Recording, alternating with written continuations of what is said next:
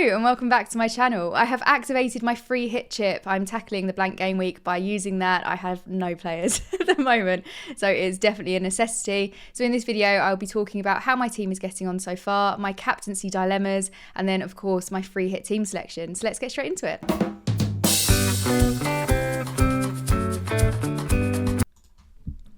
This is how the team is getting on so far. I've still got the Bournemouth Luton game to go, and it would be really nice if we can get maybe a hat-trick from Slanky to make up for a very poor performance in the previous game, and then maybe a clean sheet from Zabani. That would also be very, very good for me, seeing as I don't have any Luton assets. And it might help out my rank, because I'm at 329,000, and I feel as though I've just been at the same rank for the past 10 game weeks. I need something big to happen to really help me get into the top 200k.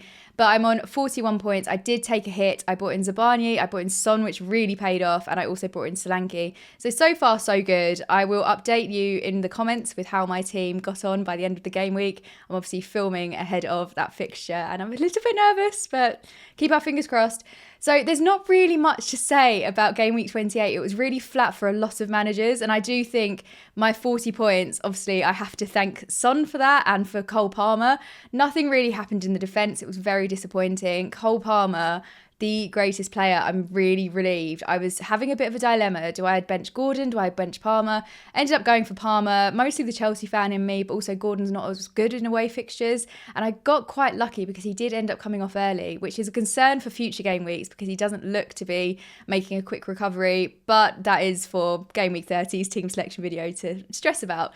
So Palmer was really, really good. Unfortunately, there was nothing really from Foden, again with Saka, and then Son, a 17-pointer. The last time he got 17 points, I didn't own him, so it was really, really nice to be on the good side of that. And then we have got Solanke still to go, a very rare blank from Watkins, and then only 2 points from Haaland. Again, I was really hoping for something big from Haaland because I saw a lot of managers transferring him out ahead of the blank, but it was not to be. And then the bench, Estupinian, 6 points. I am so annoyed about that one. I had him. I've been really going in between Ake or Estupinian.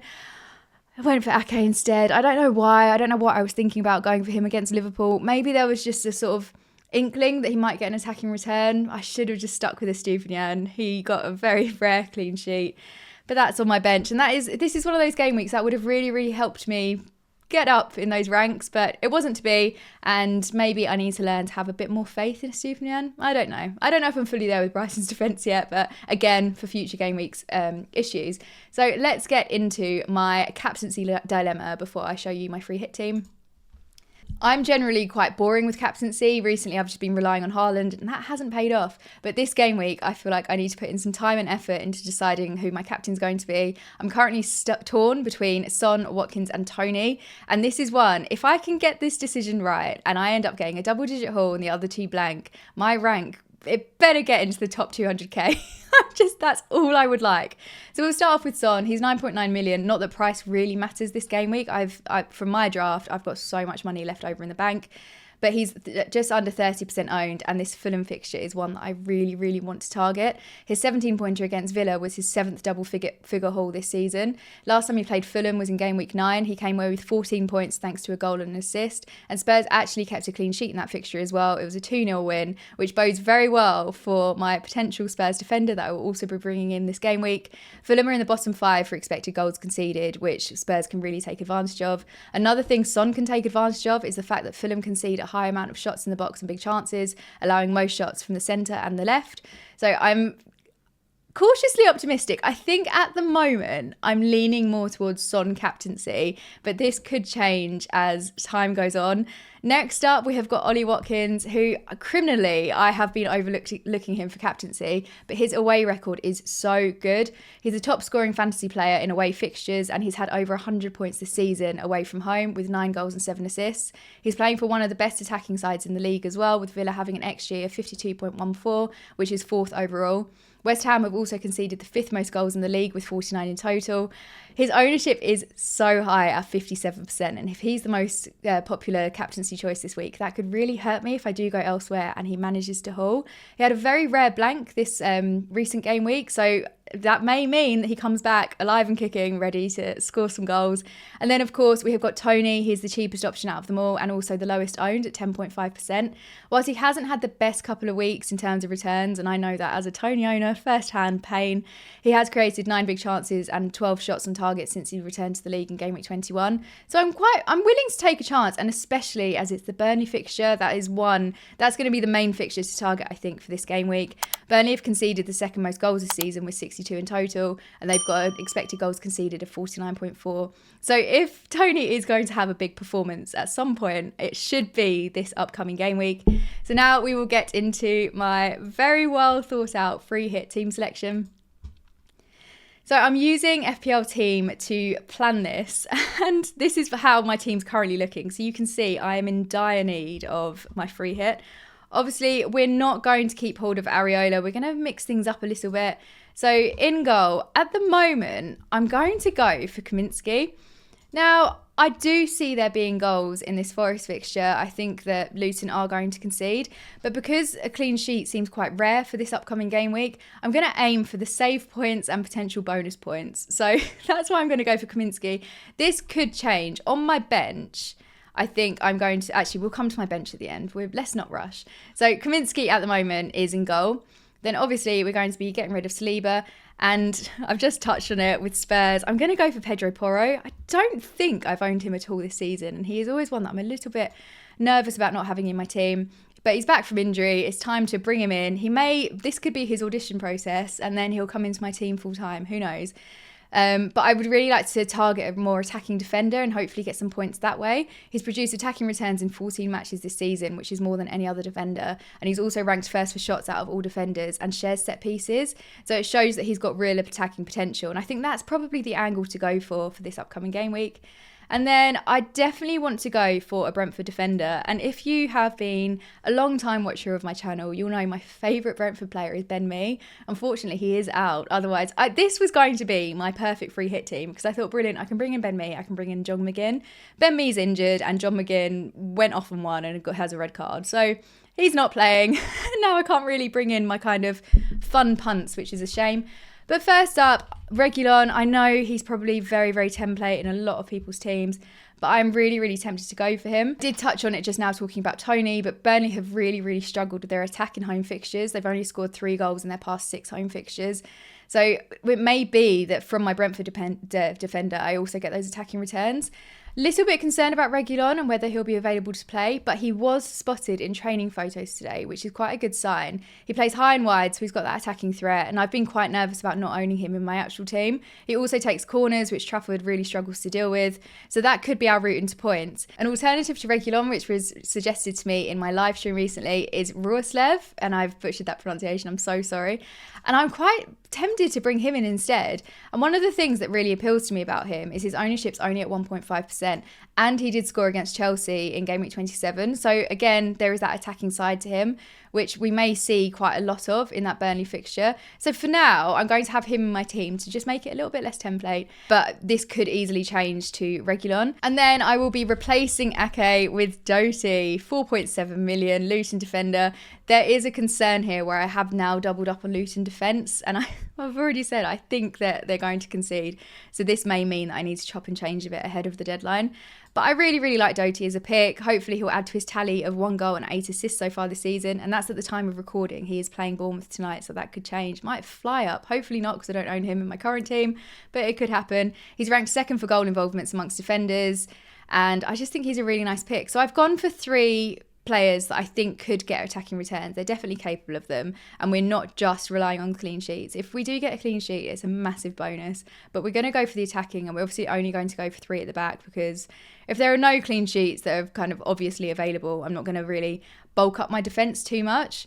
So then next up, we have already got Son in the team. Of course, I'm going to keep him. That choice just speaks for itself. Coming off the back of a 17-pointer, has a good history this season against Fulham, and we will hope for the best and hope that he will repeat that performance we've seen so far at Craven Cottage. And then Foden is not playing, sadly, so I'm going to have Maddison join Son. Now, I did really want to go for Brennan Johnson. Brennan Johnson is one, I would say, I don't even think he's too much of a minutes risk, to be honest. He comes onto the pitch and he just completely changes the game, manages to get a goal and an assist, something. I really, really like him as a player. But where I have so much money to play around with, and I've already got 2 Spurs players, I think tripling up on the Spurs attack is putting too many eggs in one basket. And whilst I would really like to have that kind of fun punt, I just think Maddison is a really, really nice choice. He's nailed. I don't know whether Brennan Johnson is going to start. And I think I probably need to go for the Maddison clear start, pairs up really well with Son, and go for the premium side of things. I'm probably kicking myself a little bit for not bringing him in, but I think I'm going to stick with Maddison. He's really good in away fixtures as well, and he's produced attacking returns in all 8 of his starts with 3 goals and 7 assists. So I think that is where I am with Spurs. I've maxed out on my Spurs players, but I think it's a nice spread. We've got 2 in midfield, 1 in defence. Good to go. And then for my Saka replacement, I definitely need a West Ham attacker, especially as Villa have conceded 8 goals across their last 3 matches. So West Ham, again, can really take advantage of this. I think I'm going to play it safe. And again, it's very template, 26.9% owned. Bring in Bowen. I'm expecting a very big score from him against Villa's Highline. I'd welcome a repeat of his performance a few weeks ago when he played Brentford and he got 20 points. People that held on to Bowen for that long deserved every single one of those points. He got a hat-trick and I had massive envy for not owning him. But he's coming in this game week. He did score last time West Ham played Villa as well. So I'm feeling quite good about that. And his ownership is quite high. So this is a very, very safe pick. I was tempted by Kudus, and we discussed him last night on FPL Juice. If you didn't watch it, do catch up because it was such a fun episode to be on. And Kudus is a bit more of a fun option. His ownership's lower at 4.5%. He's only blanked twice in his last 7 home matches, in which he scored 4 goals and got 2 assists. This season, he's also scored or assisted 43% of West Ham's goals, which is higher than Jared Bowen, who's only at 40%. So Kudus could be one where I'm moaning about my rank and just being constantly stuck at the kind of 320 to 360k mark. This could be the route to go down to try and separate myself from the crowd a bit. But if Bowen then goes off on one, then it's just going to be really damaging to my rank. So I think, again, I hate myself for it, but play it safe. And then replacing Palmer with Anthony Elanga. Any excuse to bring in a Forest player, I am there. Only 2.4% owned, so we're getting a bit more fun now. He's number 1 for shots in the box, XG, and expected goal involvements out of all Forest players. And the last time Forest played Luton, he managed to get 2 assists. I'm a bit concerned that he didn't start against Brighton in the last game week, and he only played 29 minutes. But the starting 11 in general took me by surprise. I don't really know what the thought process was there. So I'd be quite shocked if he was benched again this game week. There is the other option of going for Morgan Gibbs-White, and he might be a better and safer pick to go for. He's also in penalties, and Gibbs-White did also start last game week. But I think maybe Elanga was just getting a rest, so now he is raring to go for that Luton fixture. But there's quite a lot to play for both Luton and Forest, so I can see this being a really, really high-scoring, intense game as they both fight relegation. Last time they played against each other, we saw a 2-2 draw, so I'm expecting maybe a little bit more this round, maybe the same. But Forest are also coming off the back of their 3rd loss in a row, so they've got a lot of work to do and a lot to prove. I definitely want to have a Forest attacker in there. At the moment, I am leaning towards Elanga, but like I said, that could maybe be Morgan Gibbs-White. I've also been really tempted by Chris Wood, which I know a lot of people are laughing at. Again, I spoke about it on Juice last night. He picked up an injury in game week 22, but before that, he was on fire. And also, the last time when Forest played Luton, he was the one to get the 2 goals, and he got 13 points from it. So Chris Wood, maybe. But coming into my front 3, I'm going to be sticking with Ollie Watkins, just so consistent, an absolute must-have. And then I couldn't decide between Toney or Visser. So I think I'm going to go for both, which might be a bit too much. All out in the Brentford attack there. Obviously, I have currently got 4 players from Brentford, but Pinnock will not be remaining in the free hit team.